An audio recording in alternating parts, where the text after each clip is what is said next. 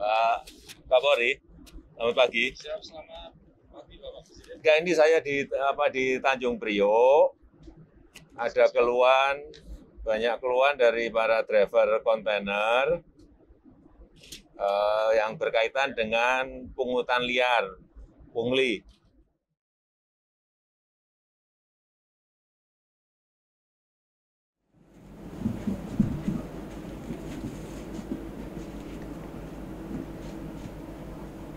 Baiklah.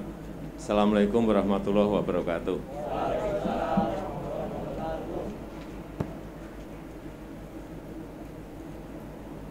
Pagi hari ini saya senang bisa bertemu dengan Bapak-Bapak semuanya. Saya mendapatkan keluhan yang saya lihat dari media sosial. Terutama driver banyak yang mengeluh karena urusan bongkar muat. Benar enggak? Tolong nanti diceritakan problemnya apa sehingga kita bisa memberikan jalan keluar. Dan tidak usah takut dengan Pak Menteri atau pimpinan-pimpinan di pelabuhan di sini. Disampaikan apa adanya, kalau bisa dicarikan jalan keluar akan saya carikan secepat-cepatnya. Saya rasa saya mampir ke sini hanya untuk itu. Silakan.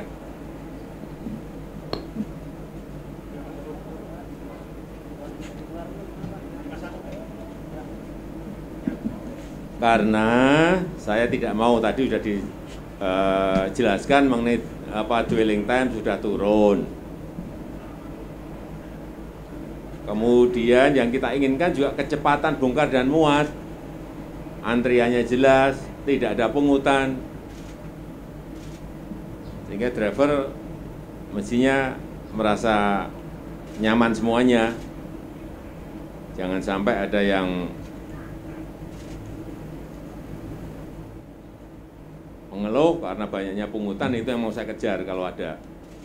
Ya, silakan, silakan. Cek. Mohon izin, Pak. Assalamualaikum warahmatullahi wabarakatuh. Selamat siang Pak Presiden dan seluruh, saya nggak bisa sebutkan untuk mempersingkat waktu mungkin ya. Nah, perkenalkan saya Agung, saya supir kontainer memang, dan sudah 1 tahun ini memang sudah tidak nyopir karena situasi pandemi kemarin saya jadi korban. Jadi begitu kebijakan lockdown yang pertama itu, transportasi tidak jalankan gitu ya Pak ya, untuk bis, terus kemudian kereta, pesawat itu tidak ada. Waktu itu saya pulang kampung, begitu tidak ada transportasi, saya tidak bisa balik ke Jakarta, akhirnya sampai tertahan 2 bulan. Nah begitu saya balik lagi, kendaraan yang saya bawa sudah dibawa oleh supir lain gitu, dan sampai sekarang saya belum bekerja gitu. Nah, saat ini saya lagi mencari pekerjaan juga gitu. Nah, tetapi posisi di kami, di kawan-kawan supir, saya sedikit mau cerita dulu tentang aktivitas mungkin ya Pak. Nanti berhubungan dengan persoalan yang ada di pelabuhan gitu.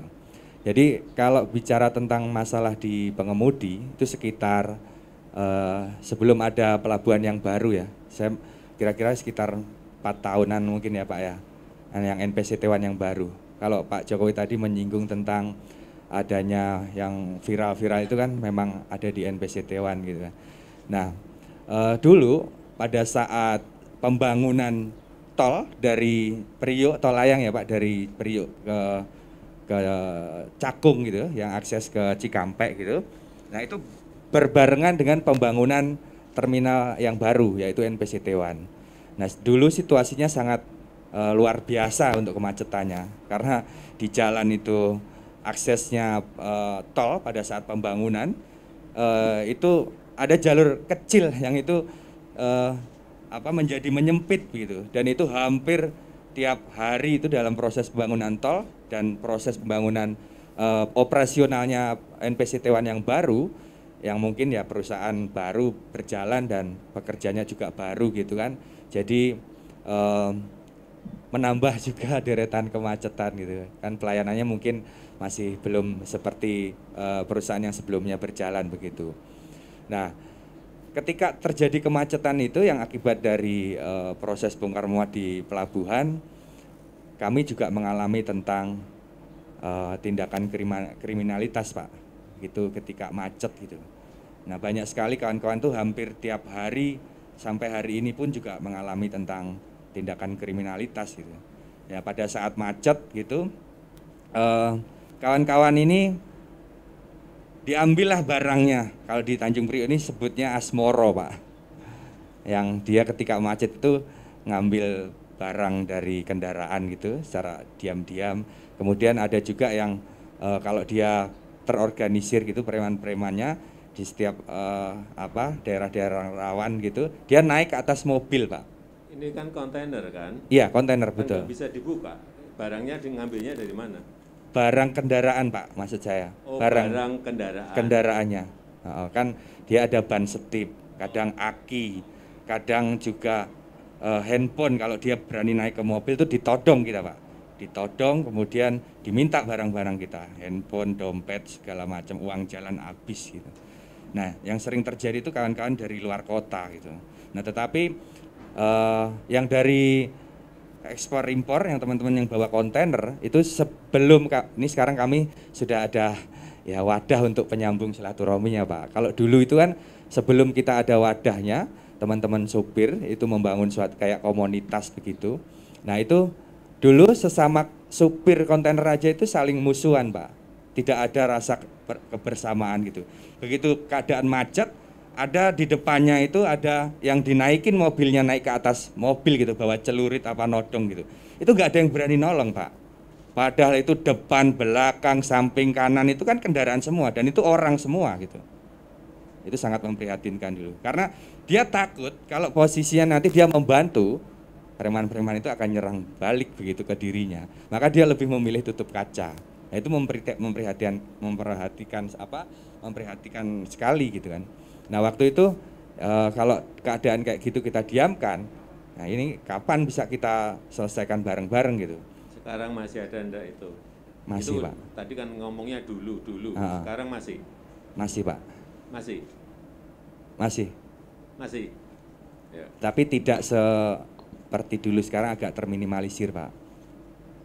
Kalau sekarang kan kawan-kawan ini sudah saling kenal nih. Kayak saya misalkan sama Bang Hakim ini kan beda daerah. Biasanya kan kawan-kawan supir yang di sini itu kan merantaunya itu kan satu kampung nih, misalkan dari Jawa gitu, ngikut ngernet begitu. Nah, nanti sudah bisa nyupir, bekerja diangkat oleh bosnya begitu kan. Nah, itu ngumpul dalam satu perusahaan. Nah, dia tidak akan kenal dengan perusahaan yang lain, dan itu juga misalkan Bang Hakim ini dari Medan itu. Dari satu perusahaan misalkan dia connect-nya dari Medan gitu. Nah, itu kayak musuh-musuhan gitu. Gak ada ininya. Nah, maka kita membangun suatu perkumpulan gitu sesama pengemudi. Ketika kami sudah saling kenal, saya kenal sama Bang Hakim gitu. Ketika ada yang di premanisme gitu, ya ayo kita tolong bareng-bareng. Kalau ini, Pak, saya tanya masalah yang berkaitan dengan tadi yang saya sampaikan, pungutan. Ini ada yang menyampaikan pungutan di Fortune, di NPCT One, di Depo Dwipa. Benar enggak? Benar, Pak. Jadi ya, makanya ini kan saya mau itu pungutan apa itu? Saya mau urai rangkaikan semua gitu. Tapi kalau ada ya kawan-kawan yang menyampaikan, Bang Hakim, monggo. Bismillahirrahmanirrahim. Assalamualaikum warahmatullahi wabarakatuh. Perkenalkan, nama saya Bapak, nama saya adalah Abdul Hakim Sitompul, panggilan sehari-hari Hakim, Pak.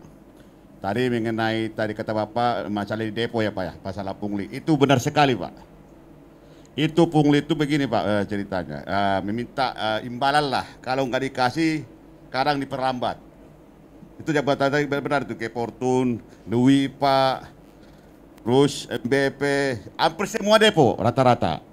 Itu, Pak. Yang sekarang itu saya perhatikan itu yang agak bersih, cuma namanya depo Senkon sama depo Purinar agak bersih dikit. Lainnya hampir rata-rata ada pungli, Pak. Punglinya itu siapa yang pungli? Dari karyawannya, Pak. Jadi contoh, Pak, kita kan bawa kontainer nih.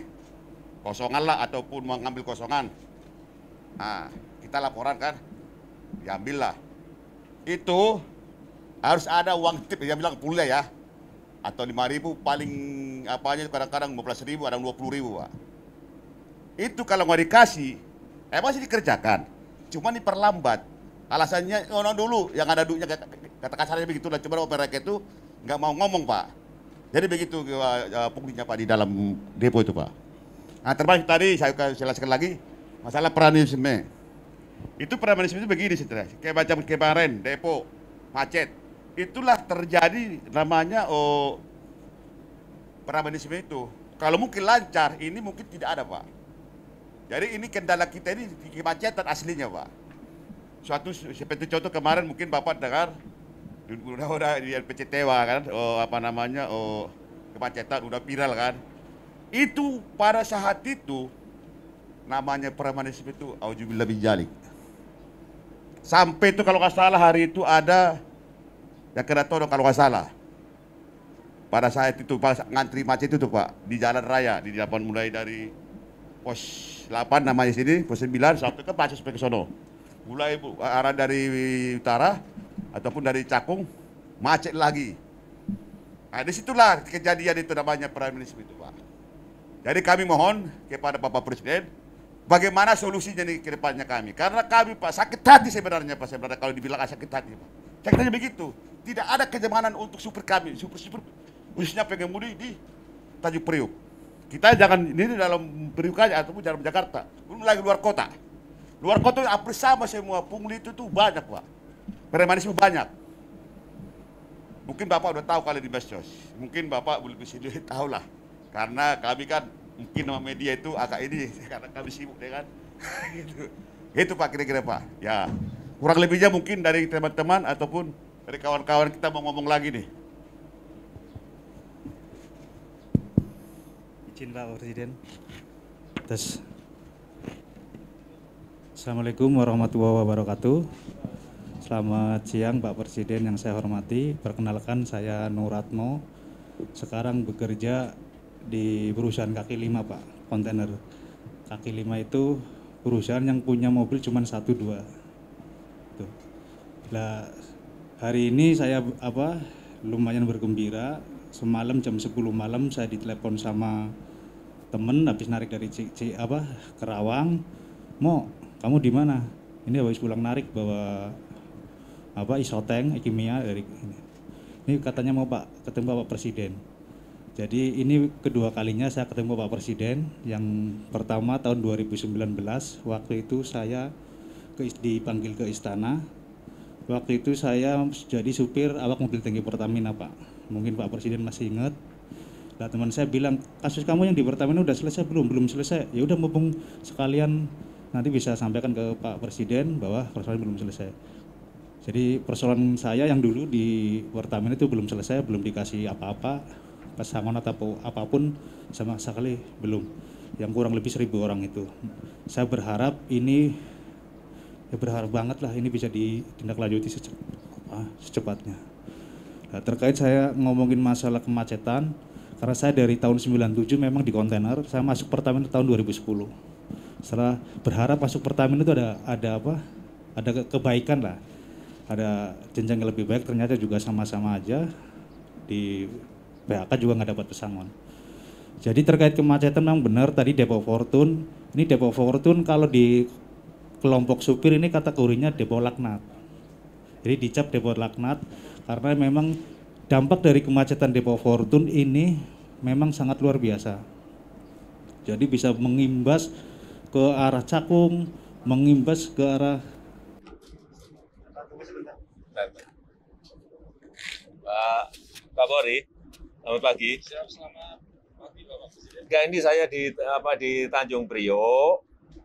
Ada banyak keluhan dari para driver kontainer yang berkaitan dengan pungutan liar, pungli di Fortune, di NPCT One, kemudian di Depo Dwipa. Pertama itu. Siap. Yang kedua juga kalau pas macet itu banyak driver-driver yang dipalak sama preman-preman. Ini keluhan ini tolong bisa diselesaikan. Itu aja, Siap. Pak Bori. Iya. Sekarang, Ya, terima kasih. kami masih dengan Pak Wali di Jawa Barat. Iya, oke. Nggak apa-apa. Iya, itu aja. Terima kasih. Lanjut Pak ya. Ya, jadi dampak dari kemacetan satu tempat itu berdampak memang kemana-mana. Kayak di Depo Fortune itu bisa berdampak ke Cakung, bisa berdampak ke Cilincing. Itu orang bongkar bisa sampai seharian baru selesai. Nah, benar dikatakan dampak dari kemacetan itu akhirnya timbulnya premanisme itu. Nah, kita sudah beberapa kali memang bikin semacam klarifikasi ke depo tersebut karena ini berdampak luar biasa. Tapi memang sampai saat ini belum ada perubahan yang konkret. Terus terkait pelayanan yang di pelabuhan, kebetulan memang ini kan situasinya nggak tentu. Makanya kemarin ada satu aparat kepolisian yang mengontrol situasi di NP Citiban gara-gara ini viral, ngontrolnya pagi ya pasti lancar. Karena kalau pagi kita itu adanya di pabrik. Kalau jam segini kita biasanya adanya di pabrik, lagi muat atau lagi bongkar. Nah, macet-macet itu biasanya mulai habis maghrib atau habis isya sampai malam. Itu biasanya. Nah, itu di hari-hari tertentu memang nggak semua hari. Biasanya malam Rebo, malam Kamis, Jumat Sabtu itulah. Nah, memang itu dampaknya bisa kemana-mana. Makanya harapan saya dan teman-teman ya terkait kemacetan yang berdampak premanisme ini bisa secepatnya dibenahin. Itu dari saya, terima kasih. Assalamualaikum warahmatullahi wabarakatuh. Ya, saya sudah nangkep semuanya apa yang diinginkan oleh Bapak-bapak semuanya. Tadi juga sudah saya perintah langsung ke Kapolri untuk dicek di lapangan, diselesaikan, nanti pasti akan melapor ke saya. Sini juga saya kira sudah didengar langsung oleh Pak Kapolda Metro, tapi saya enggak perintah langsung, perintahnya ke Kapolri biar semuanya jelas. Dan bisa diselesaikan di lapangan, nanti akan saya ikuti ini, proses ini. Nah, kalau keluhan-keluhan seperti itu tidak diselesaikan, udah pendapatannya sedikit, masih kena preman, masih kena pungli, itu yang saya baca di ini, di status di media sosial yang saya lihat keluhan seperti itu memang harus kita selesaikan dan diperhatikan. Saya rasa itu yang bisa saya sampaikan pada kesempatan yang baik ini. Sekali lagi saya terima kasih atas pertemuan pagi hari ini. Nanti coba saya prosesnya ini akan saya ikuti. Nanti saya akan cek ke bapak-bapak tadi yang menyampaikan apakah sudah terjadi perbaikan atau belum. Kalau enggak nanti saya undang lagi di lain waktu. Yeah. Terima kasih, karena saya masih ada acara yang lain. Saya tutup, terima kasih. Assalamualaikum warahmatullahi wabarakatuh.